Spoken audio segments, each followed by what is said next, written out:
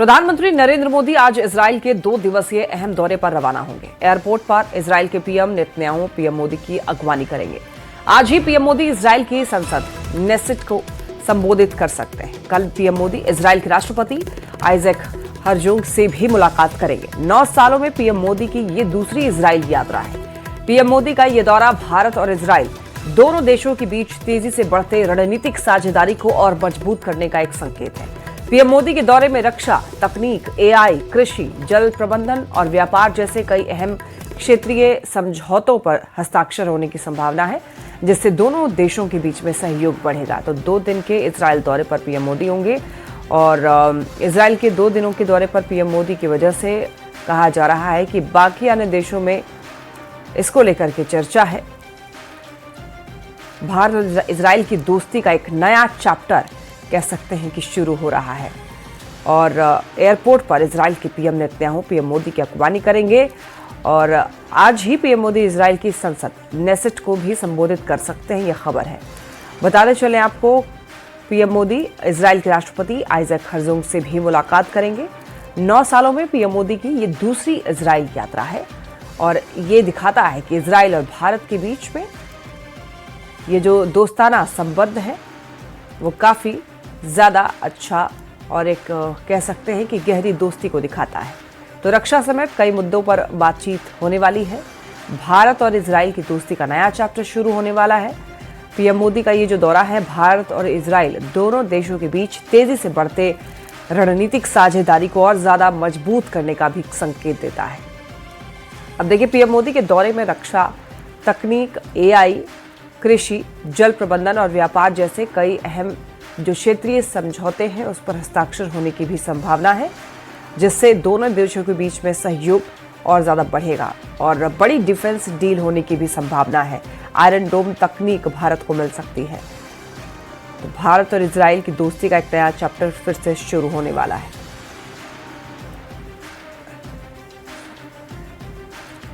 देखिए, आरा में धर्मांतरण का धंधा जो है वो जोरों पर है।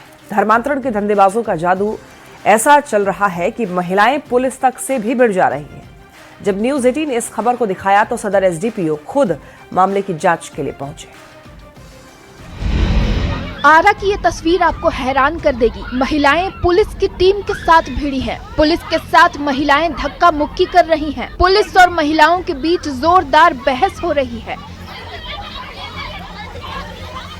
दरअसल आरा के पकड़िया टोला चातर गांव में धर्म परिवर्तन को लेकर जमकर बवाल हो गया। धर्मांतरण की साजिश रचने वाले पानी वाले बाबा के आने की खबर जैसे ही बजरंग दल को मिली, बजरंग दल ने पुलिस को खबर कर दी। जब पुलिस मौके पर पहुंची तो महिलाओं ने पुलिस के साथ ही धक्का मुक्की शुरू कर दी। पानी वाले बाबा के झाड़ फूक के जाल में फंसी महिलाएं किसी की सुनने के लिए तैयार नहीं थी। महिलाओं ने विरोध करते हुए पुलिस के साथ धक्का मुक्की की और संदिग्ध धर्म प्रचारकों को कब्जे से छुड़ा लिया। इस दौरान काफी देर तक हंगामा होता रहा। पानी वाले बाबा ने महिलाओं पर ऐसा जादू कर दिया था कि वो उनके इलाज पर भरोसा कर बैठी थी। स्थानीय लोगों का दावा है कि पानी वाला बाबा पानी देकर मरीज को ठीक करने का दावा करता है। ईसाई धर्म का प्रचार कर धर्मांतरण की साजिश रचता है। आरोप है कि पानी वाला बाबा झाड़ फूंक के बहाने धर्म प्रचार कर रहा था और नेपाल में छपी पुस्तक बांट रहा था। बड़ा सवाल है कि धर्मांतरण के धंधेबाज कैसे अपने मिशन में कामयाब हो रहे हैं। भोले भाले लोगों को ये कैसे झांसा देकर अपने जाल में फंसा लेते हैं। न्यूज़ 18 के लिए आरा से चंदन कुमार की रिपोर्ट। आरा के चातर गांव में धर्मांतरण कराने के मामले में न्यूज़ 18 की खबर का बड़ा असर हुआ। न्यूज़ 18 ने जब इस खबर को चलाया तो पुलिस ने मामले की छानबीन शुरू की। एसपी के निर्देश पर एसडीपीओ सदर 2 रंजीत कुमार सिंह मौके पर पहुंचे और मामले की जांच की। एसडीपीओ ने बताया है कि ईसाई धर्म से जुड़ा एक व्यक्ति महिलाओं का इलाज करने के लिए पहुंचा था और पुलिस के पहुंचने पर महिलाओं ने नाराजगी जताई। धर्मांतरण वाला कोई मामला सामने नहीं आया।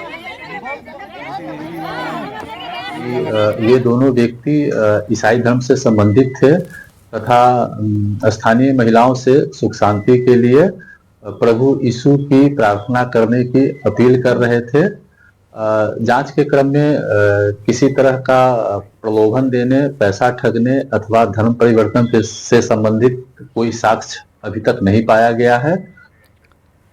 भागलपुर से शिक्षा व्यवस्था की एक ऐसी तस्वीर सामने आई है जो सरकारी दावों पर सवाल खड़े करती है, जहां एक ही कमरे में दो दो कक्षाएं चल रही हैं और बच्चे बुनियादी सुविधाओं के बिना पढ़ने के लिए मजबूर हैं।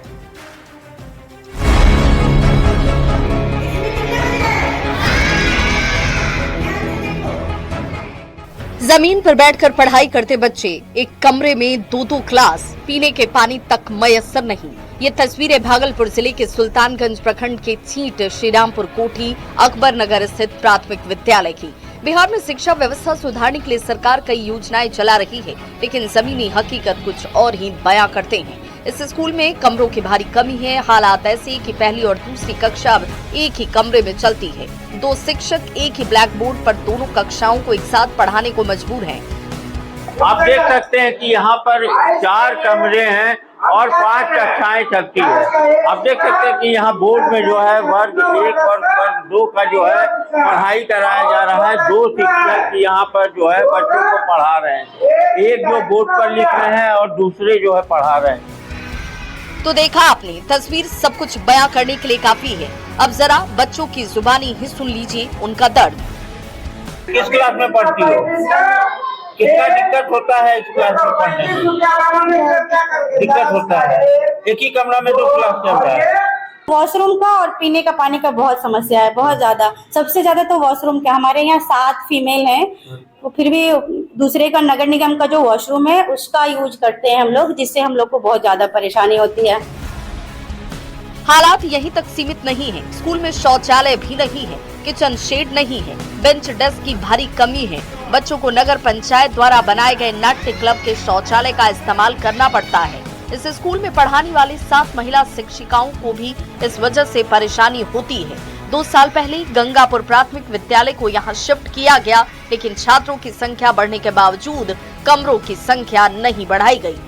बरामदा नहीं है। हम एक क्लास को 3 को 5 में डालते, तब हम दोपहर में भोजन बच्चे को MDM खिला पाते हैं। एक कमरे में 2 क्लास चल रही है। हाँ, 1 2 तो सब दिन 4 ही कमरे हैं, 5 क्लास है। स्वाभाविक तौर पे एक कमरे में 2 क्लास दिए हैं आप लोग, लेकिन विभाग को दिए हैं, इसका संज्ञान दिए हैं।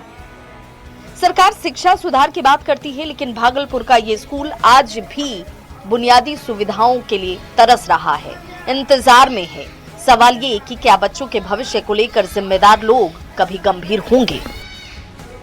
न्यूज़ 18 के लिए भागलपुर से आशीष रंजन की रिपोर्ट। खबर पटना से, जहां पुलिस ने सोहगी मोड़ स्थित गोदाम में कॉटन कॉपर वायर की चोरी कर भाग रहे 4 चोरों को गिरफ्तार किया है। पुलिस ने गिरफ्तार आरोपियों के पास से चोरी किए गए 40 कॉटन कॉपर वायर बरामद किया और वहीं घटना में इस्तेमाल हुआ पिकअप वैन को भी जब्त कर लिया गया है। गिरफ्तार आरोपियों की निशानदेही पर नदी थाना क्षेत्र के सबलपुर इलाके में छापेमारी कर चोरी का सामान खरीदने वाले 2 अन्य लोगों को भी गिरफ्तार किया गया है। वहीं पुलिस ने गिरफ्तार आरोपियों के पास से 1,42,000 रुपए कैश भी बरामद किया है। सूचना मिलने के जैसे ही हम लोग को सूचना मिलती है, हम लोगों ने एक टीम गठित करके, जो हमारी गश्ती पार्टी की टीम थी, उसके साथ एडिशनल जो रवि और हम लोगों ने जब छापेमारी करना स्टार्ट किया तो 40 कार्टून उस गोडाउन से चोरी हुई थी कॉपर वायर, जिसकी की कीमत लगभग 13 लाख के आसपास है। जिस पिकअप वैन में उसको लोड करके लोग भाग रहे थे, बेलदारी चौक के आसपास से उन लोग को हम लोगों ने पकड़ा। और देखिए खबर आरा से, जहां साइबर पुलिस ने डिजिटल अरेस्ट कर एक डॉक्टर से 19 लाख रुपए की ठगी मामले में मास्टरमाइंड को गिरफ्तार कर लिया है। मास्टरमाइंड उपेंद्र सिंह को दिल्ली से गिरफ्तार किया गया है और आरोपी राजस्थान के भरतपुर का रहने वाला है। आरोपी के पास से एक मोबाइल बरामद किया गया है। इससे पहले पुलिस ने दिल्ली से ही 2 साइबर शातिर को गिरफ्तार किया था। दोनों ने मास्टरमाइंड उपेंद्र सिंह का नाम उजागर किया था और इस पूरे प्रकरण में एक बैंक के डिप्टी मैनेजर अविनाश की भूमिका भी सामने आई है, जो पैसे लेकर फर्जी खाता खुलवाने में मदद करता था। फिर से दिल्ली में 5 दिन का रेड करके दिल्ली से गिरफ्तार किया उस व्यक्ति को। वह डिजिटल अरेस्ट कंडक्ट करवाता था। उसका नाम है उपेंद्र सिंह, पेशर ओमवीर सिंह और इसका वर्तमान में पता है विजयनगर मॉडल टाउन दिल्ली, लेकिन ये ओरिजिनली भरतपुर राजस्थान का रहने वाला है। मुंगेर के मुफस्सिल थाना क्षेत्र के टीकारामपुर पंचायत में रिश्तों को शर्मसार करने वाली घटना सामने आई है। किसान दिनेश सिंह ने बेटे को अवैध शराब बेचने से रोका तो बेटे राजीव सिंह ने उनकी बेरहमी से पिटाई कर दी। घायल पिता किसी तरीके से थाना पहुंचे, जहां उन्हें मॉडल अस्पताल भेजा गया। दिनेश सिंह बेटे को गलत रास्ते से रोकना चाहते थे। पुलिस मामले की जांच कर रही है। अब इस घटना ने अवैध धंधे के दुष्परिणाम पर सवाल खड़े किए। मारा सर। कौन? बेटा मारा। किस लिए? जैसे हम आए गेहूँ पटा के रात में तो बोले कि रे दारू पानी मत बेचो।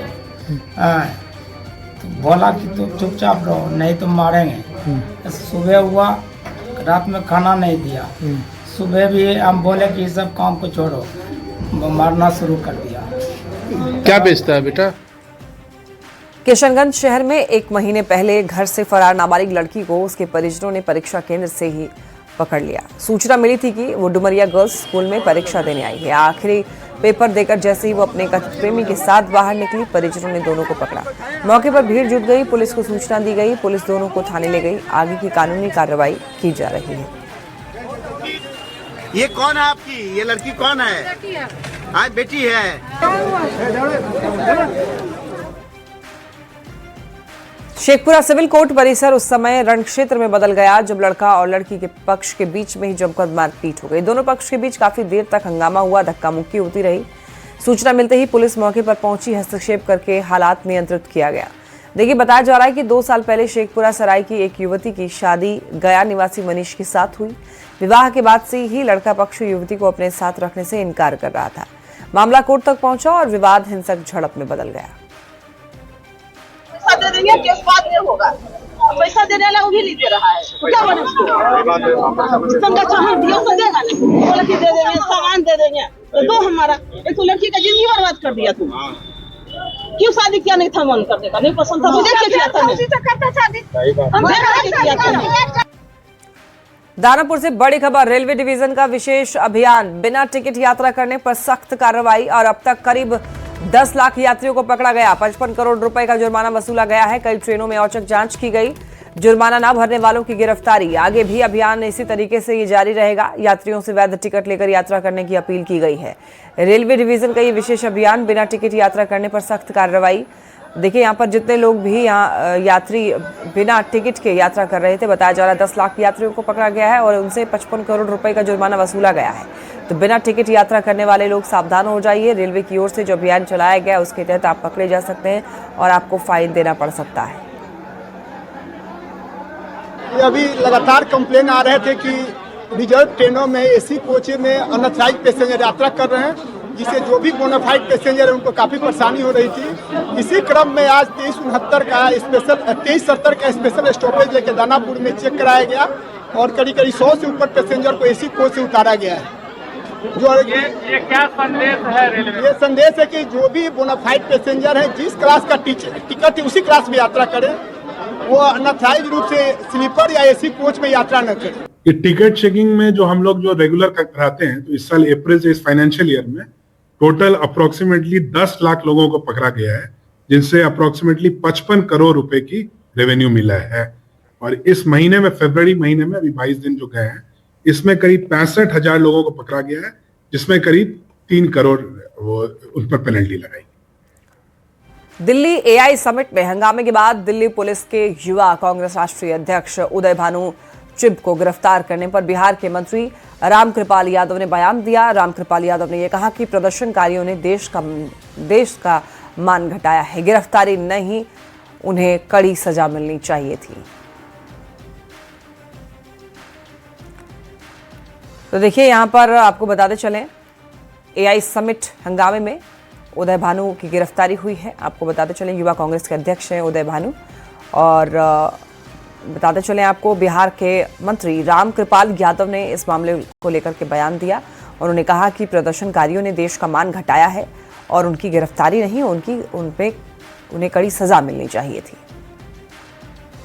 और जो नंग धड़ंग प्रदर्शन किया, गैर कानूनी काम कर रहा है।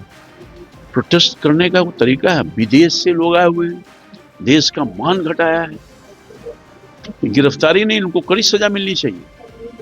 और कांग्रेस पार्टी के जो लीडर हैं राहुल जी, उनके इशारे पर सब काम हो रहा है।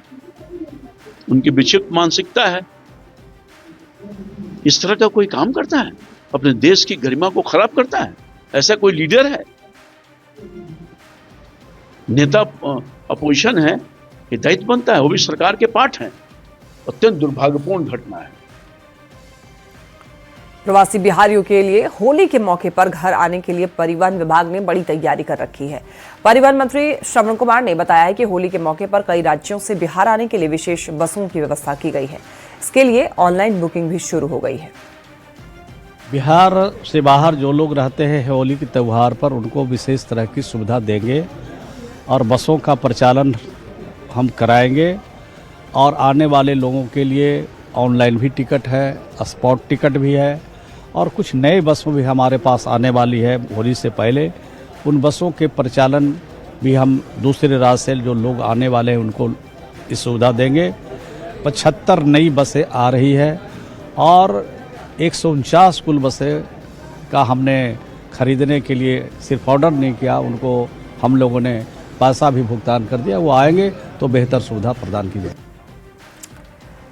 देखिए, खबर कटिहार से है, जहां पर डंडखोरा प्रखंड के प्राथमिक विद्यालय सिहला में पिछले 5 दिनों से अधिकांश छात्र छात्राएं स्कूल नहीं आ रहे हैं। ग्रामीणों का आरोप है कि प्रधानाध्यापिका मध्याह्न भोजन में कम और खराब भोजन देती हैं और इसीलिए उन्होंने बच्चों को स्कूल भेजना बंद कर दिया है।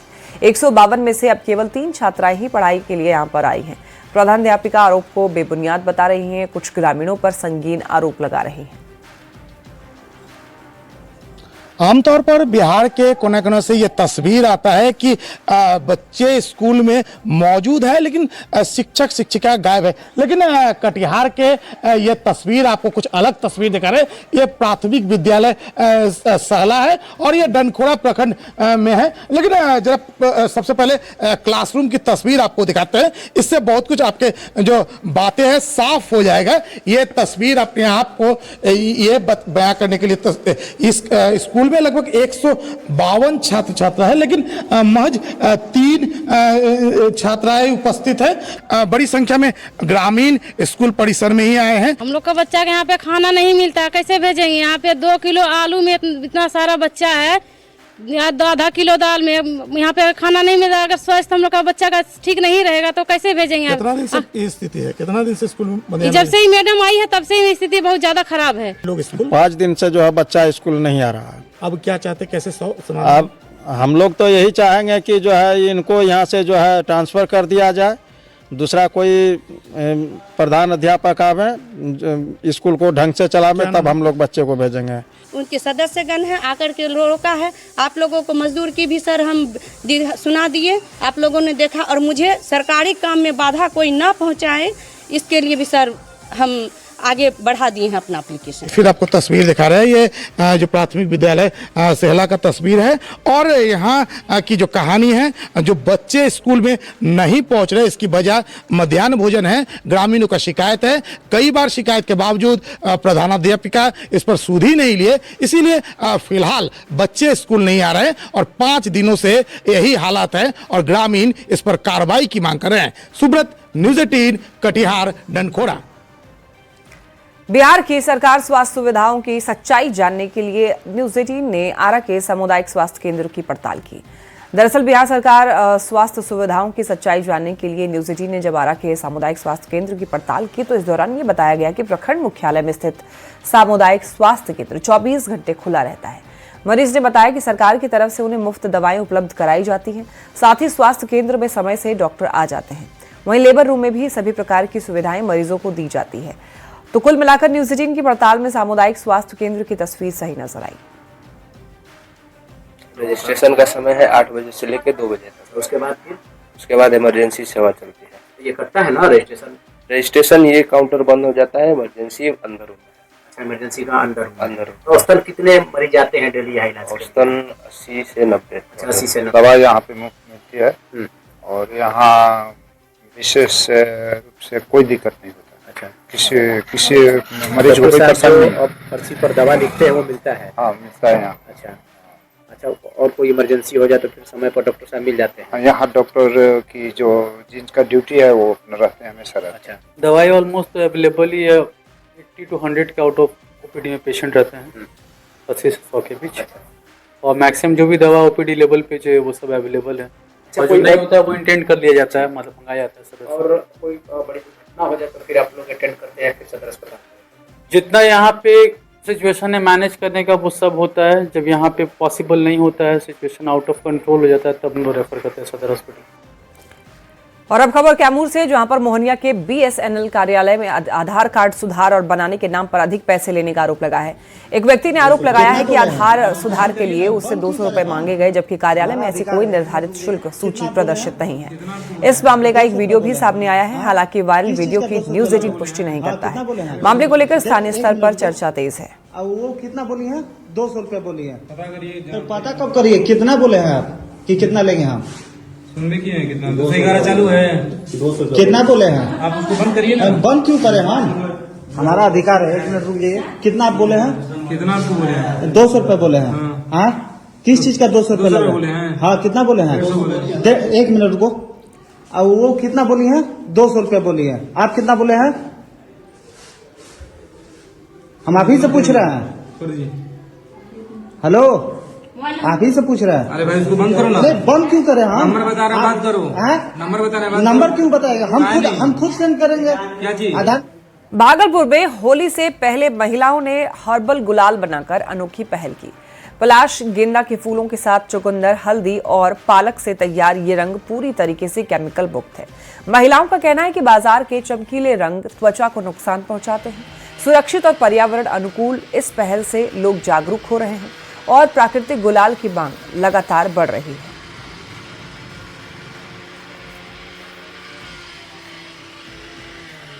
यहाँ पर महिलाओं से जो है गुलाल तैयार करवाए जा रहे हैं, जिससे कि उनके भी घर में औरों की तरह जो लोग हैं उनके तरह भी उसके घर में भी बहुत अच्छे से होली मनाया जा सके, होली त्यौहार को। तो इसके लिए गुलाल जो बिल्कुल हर्बल है, जो कि आपको ग्रेन्स, फ्रूट्स और वेजिटेबल्स से बना हुआ है। और ग्रेन्स जैसे फ्रूट्स और वेजिटेबल्स का जो जूसेस होता है वो एक्सट्रैक्ट किया जाता है। रांची से बड़ी खबर है, सेंट्रल यूनिवर्सिटी में सीबीआई की जांच। मंगलवार की जांच खत्म, आज भी शाम जांच होगी। आपको बताया जा रहा है कि शाम 7 बजे तक कागजात खंगालती रही टीम। कई पेपर अपने साथ ले गई है सीबीआई की टीम। नियुक्ति और टेंडर घोटाले की जांच यहां पर जारी है। वित्तीय अनियमितता का भी आरोप है। सेंट्रल यूनिवर्सिटी यहां पर रांची में बताया जा रहा है कि सीबीआई ने जांच की है और कहा यह जा रहा है मंगलवार को जब यहां पर जांच खत्म हुई तो काफी डॉक्यूमेंट्स जो है सीबीआई अपने साथ ले गई है और दरअसल नियुक्ति के मामले में और टेंडर घोटाले की जांच यहां पर की गई है। वित्तीय अनियमितता का भी आरोप है। इस बुलेटिन में फिलहाल